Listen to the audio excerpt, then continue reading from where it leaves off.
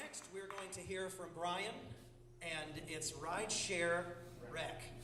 I just want to make sure I said that correct. So, Brian, if you would entertain us with your business and tell us a little bit about you and how we can help you. But first, let's welcome him with a big round of applause. Thank you, everybody. I really appreciate that. I want to do one quick reminder. Frothy Beard is having their fundraiser Friday night for the Coast Guard. So come, eat, drink, and they will donate proceeds of that to the Coast Guard for the people who are out of work. So my name is Brian Miles. My company, get up on stage. You'll click it for me? Okay, there we go. You just give me a signal. But I want to read it too. Oh. So my name is Brian. My company is Rideshare Rec. My wife and I decided to move to Charleston, South Carolina about 2 years ago. She got to be an inbound logistics engineer at the Volvo plant, and I got a gap year. Figure out what's next for me. About a month into that gap year, she decided to put her foot in my backside and say, hey, you need to go do something. Get off the couch. Go be an Uber driver, for God's sake. Do something. So I did. I listened to my wife. Only took 2 or 3 weeks. I got off the couch and started loving it. About 6 months after that, she said, you and your gap year need to go find a job. And I'm like, okay. I was in manufacturing and transportation logistics industry, and I took a look at the process. I was a Kaizen continuous improvement manager of the Uber experience. What's missing? What's missing in this experience? I noticed that every time I tell my passengers I've had over 80 lunches all over town, where's your favorite restaurant? Where do you like to go? Well, what part of town are you in? What type of food do you want to eat? I can give you a recommendation all over town. So how does a restaurant insert themselves into that conversation? That's the piece that was missing. Am I blocking, guys? Can everybody see that? You want to No. stand maybe over here, I think. So I can- in over front here. of the banner. From the typically. banner? Yeah. Over here? Got it. All right. So as a passenger, how do you find a meal to remember? I had one passenger who told me she literally had 11 food apps on her phone telling her where to go.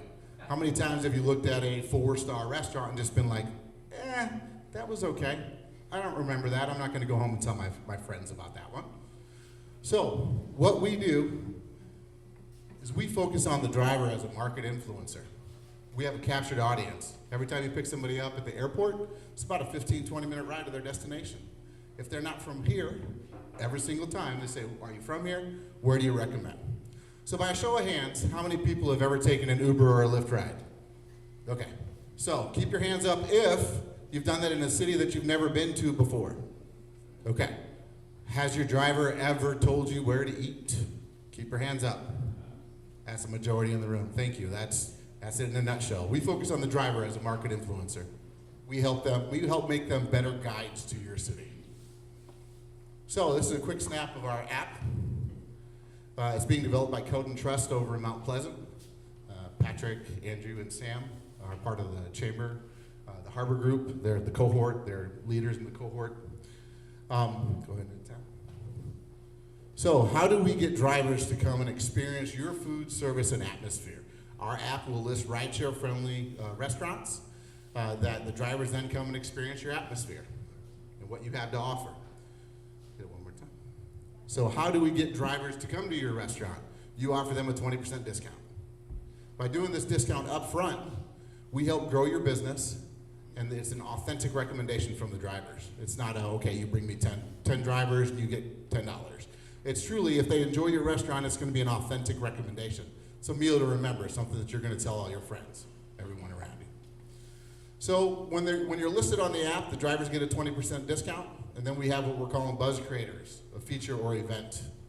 So if you're featured for a week, it's Monday through Thursday.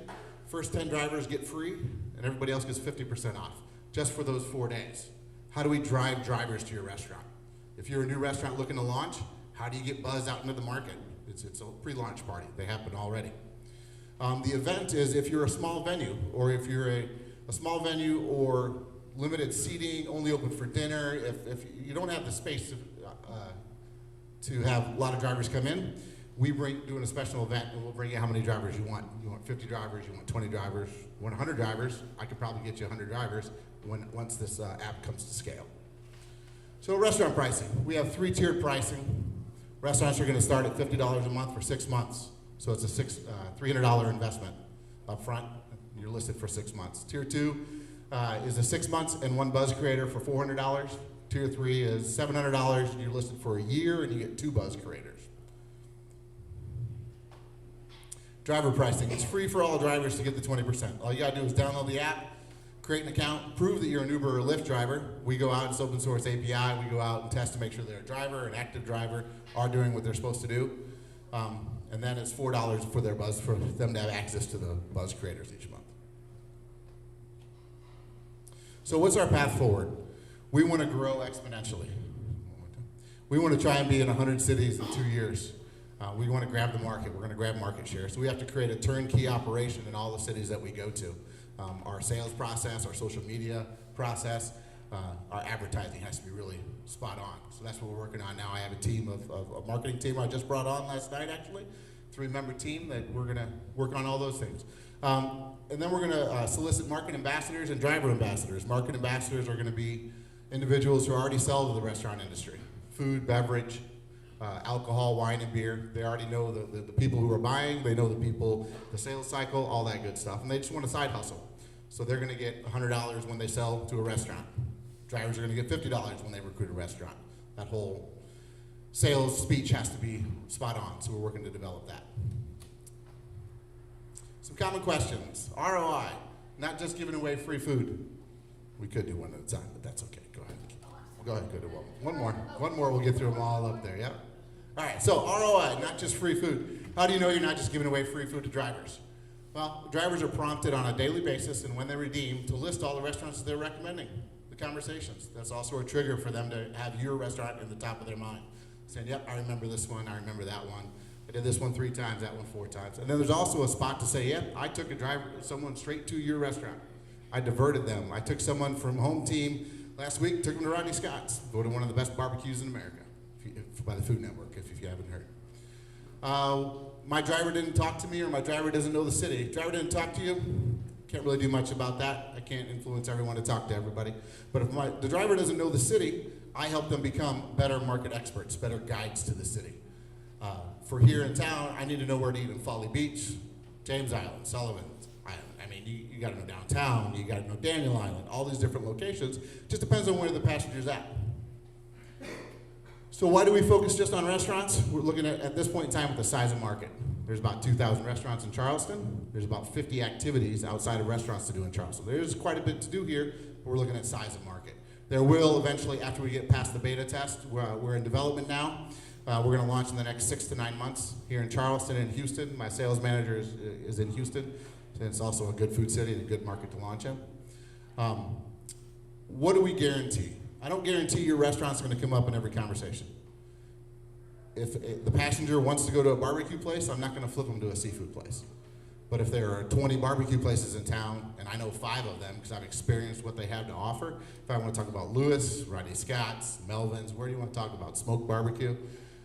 I've experienced all of these. I can give you a recommendation, and hey, by the way, you're staying right around the corner from them, walking distance. Passengers, we don't directly engage passengers. We will talk to them through our app, but at this point in time, that would be competing with one of the 11 apps, TripAdvisor, Yelp, Foursquare, OpenTable, Google Maps. The way passengers are going to engage with our app is talk to your driver. Life is better with strong connections when you actually communicate with people that you're giving a ride to. Ask of the 1MC. All right, slow down on this one. There we go. All right, we're going to start out by giving back to the 1MC community. We're going to offer 1MC community members 50% off for life. If you're a member, send me a screenshot. I'll give you a discount code. It will no longer be $50 a month. It'll be $25 a month. If you're willing to give me a testimonial, I'm looking for testimonials to put on my website, what you anticipate this is going to do for you, that you signed up. I'll give you your first subscription for free. We're really looking to launch into the community here. So my ask is to spread the word. We're at pre-launch. Everybody gets a 50% discount and 1 free buzz creator. We really need to sign up 20, 30, 40, 50 restaurants when we launch right away so we can start proving this here in Charleston. So my company is Rideshare Rec. We help grow your business by connecting with Uber and Lyft drivers for word-of-mouth advertising. Questions? Let's give a round of applause for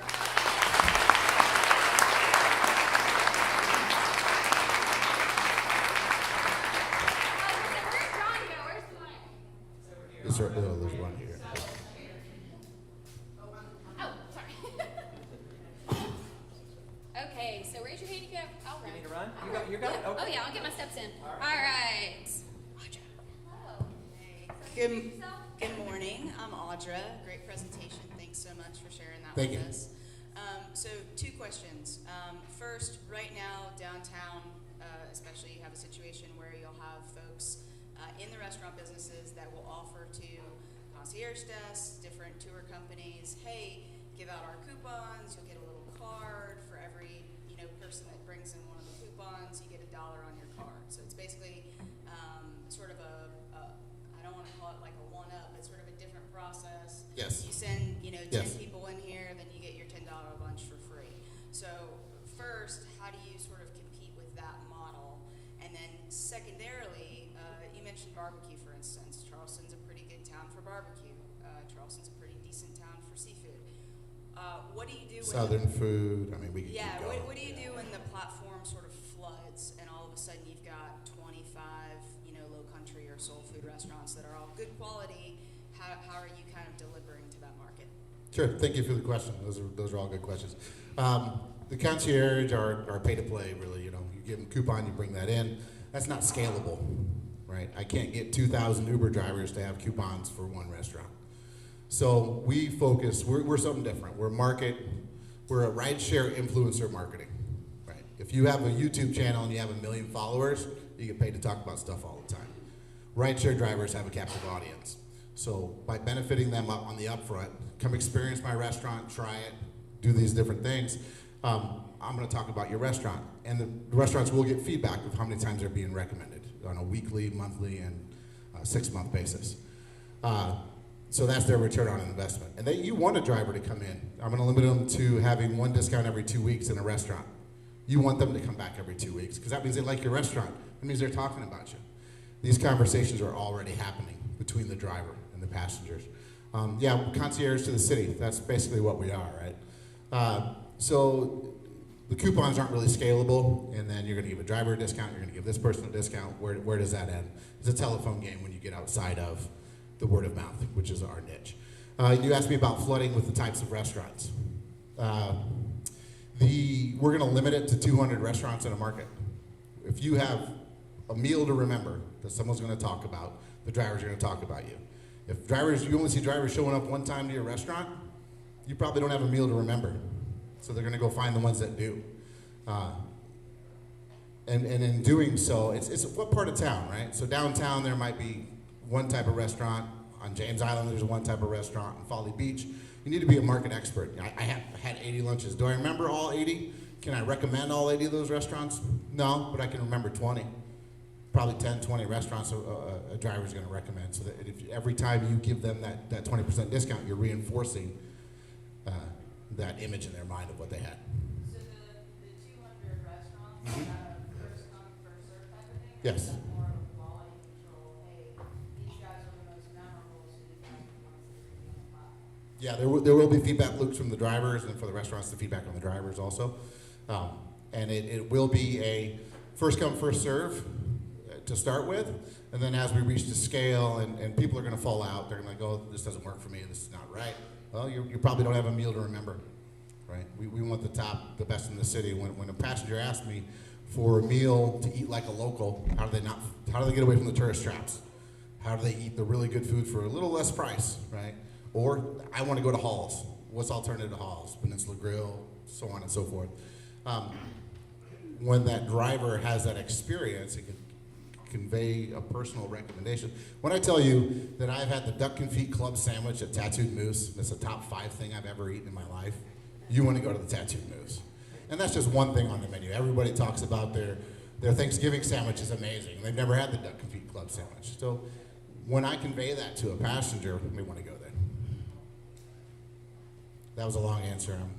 I hope I covered your, yeah. Good morning. Yes. Over here. Hi. Hi. Morning. Great presentation. Thank you. My name's Josh. Thank you, Katie. I'm Josh. Hi. 2 quick questions. As someone who has been pulled over for looking at their phone while driving, how do you keep? Yes. I know it's funny, but it happens. How do you keep the information in front of the drivers without them taking their focus away from the road, because that's laws are going to prevent that, or tickets. So how do you keep, if you're rotating restaurants through, how do you keep the current information top of mind for them? And then the second question is, people love to overstate the success. So are you looking at the driver movement data and correlating that with the fact that they said, hey, I recommended Lewis Barbecue and I dropped 10 people there? Are you then turning around to Lewis and saying, hey, Lewis, like, here's the data, our 10 drivers went to your spot? So you have two questions. The first one is the phone, and it's top of mind. It's a conversation thing, right? So each driver is probably going to remember 10, 20 restaurants. They might experience 30, 40, 50, but they're going to go back to those and top of mind. And I could just, without looking at a map, tell you where they are. And as being a driver, I'd never been here before, been here for 1 year. I probably know the town, unless you are an Uber driver, better than most. Back in some of these neighborhoods and things. So it's oh yeah, you're staying down here? What about this one right here across the street? Or as we're driving, oh, you're close to that? What about that one right there? It'll be top of mind. So we're going to trigger them on a daily basis. Right. So they'll see the list every day at 11:30 before lunch. Hey, what have you recommended lately? And when they come in, they're going to hit redeem on their phone and show you, yep, I get a 20% discount today. I'm here for the Rideshare special. Before they can show that coupon, they got to list which restaurants they've been to also. And the second part was, remind me real quick. Are you validating the drivers? Validating the drivers when they go. So that's the hard part, right? So we're planting a seed. Word of mouth is planting a seed. Some estimates have word of mouth conversion up to 40% to a purchase. Right? So if I'm taking somebody who has a reservation at Hall's, I'm not going to flip them to another restaurant. I'm not going to flip them to the Opposite Daughter on Sullivan Island for that meal. So you don't know. But you've planted the seed. You've talked about it with them. So that seed planting can be tomorrow's lunch, can be tomorrow's dinner. You just don't know. So the restaurants are going to get feedback on the seeds that are planted, and then there'll be also a tag that, yes, I took them right to your restaurant. An option to say, yep, I converted them to your restaurant. And then validating that was more of The validation on that? Not at this point in time. We have some value adds that will be validating in the future, and that's a little secret sauce, so I'm not going to spread that. We will be, yeah. I'm Bill, over here, same place. Yes, sir. How you doing, Bill? Okay. I'm a little worried about your name. Okay. I guess rec comes from recommendation. Uh-huh. And that's not going to occur to anybody. What occurred to me when I heard it was a slightly different spelling of rec, which is a rather unfortunate word. Yeah, in rec, combination yeah. with rideshare. Yeah. I think what you But I got you thinking, right? You were thinking about, hey, wait a minute, what is this? Let's learn more about this. Yeah. That's right, yeah. Well, Yeah. That did pique my interest, I Sure. guess, but not primarily. I think you want a name that identifies what service you provide. Yep, rideshare recommendations. I know, but you got to understand rec means recommendation. Yep. That's an easy connection to make until you've heard the pitch for a long time. Took me a while. Okay, thank you. All right, coming up this way, getting out of that little pocket.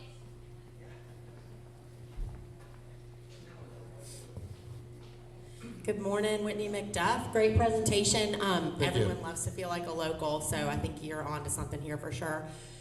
Is your intention to ultimately open this to more of the hospitality industry, like tourist attractions and things like that, to get the whole experience, or you just want to keep it in food and bev? No, we will be in, so as destinations and drivers, what the categories are going to be, there's going to be what type of a destination are you?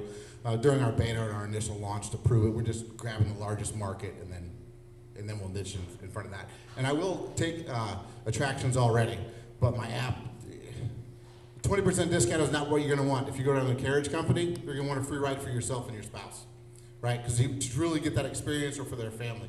And I've talked to a couple people at the carriage companies, and they're like, yep, bring it on down. They already do it. It's already happening for the concierge, like you were talking about coupons.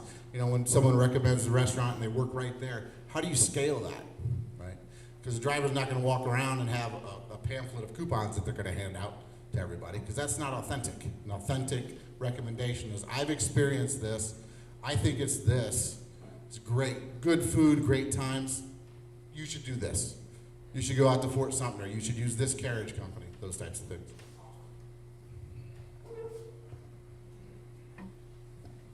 Good morning. Enjoyed the presentation. Thank you. And, interested to know, I've never been an Uber driver, but I wonder that they really aren't really highly paid. And if they're going to be recommending a 4 or 5-star restaurant, is 20% going to be enough for them to be able to go in there and have a good meal for their family? Thank you, thank you. Those would be the restaurants then. Not always, no, you're right. And I don't think this is gonna work in cities where you have to pay $20 to park. If you're paying more for parking than you are for a meal, the discount's not gonna work in those cities. So to come and try, that's why you wanna do a buzz creator. You give them free and 50% off. And they don't know until they get there which one they're gonna get. They don't know if they're the first 10 or not. So that will really drive drivers, pun intended, to your restaurant, right? So how do you capture them and have them come in? That one-time experience or that special date night, I can go get a 20% with my wife at this restaurant and try it? Yeah. Yep. And there is also a high turn on drivers. Drivers turn over about every year. 12 months is the average time to be a driver. So you need to keep that buzz going. Keep that, stay on the app and keep benefiting the drivers. Thank you. Yep.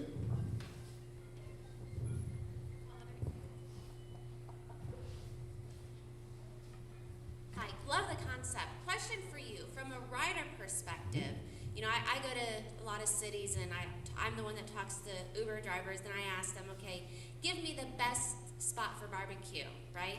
And they're gonna give me a handful. As a driver, have you thought of anything from a rider's perspective to give the rider a coupon? So I've got 3 barbecue recommendations. I'm gonna do my research, but is there one incentive that driver can give me as a rider to go to Lewis's over home team? Yeah. Thanks for the question.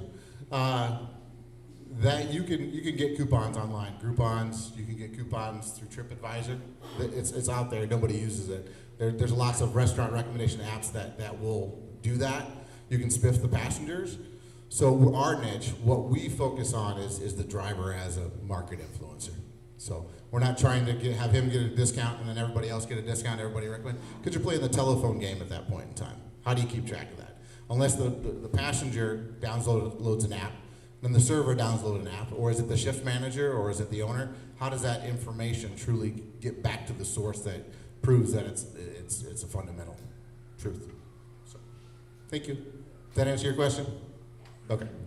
Good morning, sir. My name is Brian Grigalonis. I'm a local financial advisor here in Charleston. Long story short, I applaud you 100% for not going to get a job, but changing the world. You know, see, my wife's right there. She, yeah. And it's, you know, that's the big foot right there. Well, it's the darn honest truth. I mean, one thing I can't appreciate enough, you know, the geniuses, the powerful minds that created Uber literally changed the world. What an incredible industry we now have, where we have the ability for somebody to literally push an app and go out and drive and move the world. And you're capitalizing on that. The biggest thing I'd stress is, like any business, you're going to find out, long story short, you got to jump and fall and find out on your way down to make it work. I can't stress that enough. You're doing that. You're going to find out a lot of things, but ultimately, I think you're going to find a way. My only gold nugget I could add, and I think is powerful, what if you could put a little LCD screen on the drivers in the back, so when these passengers sit down, they're seeing the pictures of the drivers eating at the restaurants. I looked on eBay, and you can buy a 3-inch LCD screen for $20. So. Yes, thank you. That is already out into the world.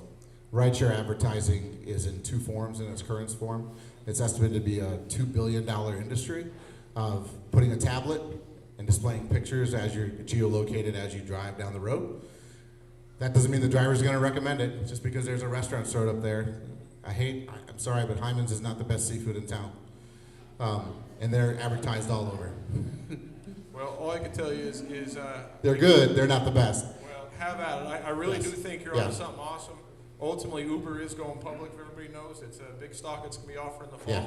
And I think it's going to be a hell of a stock. Yeah. So Thank that's you. what I'm going to say about that.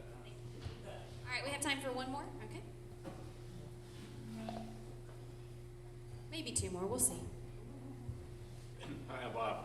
What do Uber and Lyft's headquarters think about this? They don't know it. They're one of the potential exit strategies to purchase. That's why I have to scale really fast, right? I got to grab market share. If I'm not capturing the market, if I'm not defining the category and being the king in that category, I'm going to lose. So I'm going to war with Uber and Lyft, and Waze and a few other. That's great. Good luck to you. Thank you. Thank you. Okay, thank you. All right, yeah, I think we have time for one more. That was fast. And, okay, I see.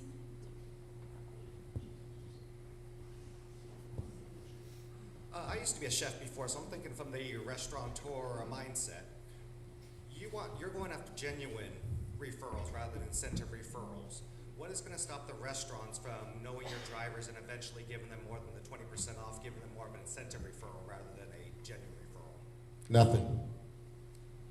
If a restaurant wants to do that, they're welcome to do that. That's not a scalable model, right? You can't do that with these 200 restaurants in town. They're not going to grab all the drivers. They're not going to continually get new drivers. If a shelf life of a driver is 12 months, every 12 months they got to find new drivers to do that outside of the system, which is fine. If they want to do that and go outside of that community, but we're building a community and we really feel that strong connections with your drivers, passengers, and riders makes for a better community. When you get a recommendation on a meal and someone sits there and has recommended it, you feel better about eating that meal. Yep, you're right, that was good. Didn't Brian gave me that recommendation? Man, that's the best Duck and Feet Club sandwich I've ever had. And so the question we always end on is, what is the number one ask that you have for the community today? Spread the word. This is coming, guys, and we're going to be a force of nature. Awesome. Great. Let's give another round of applause for Brian.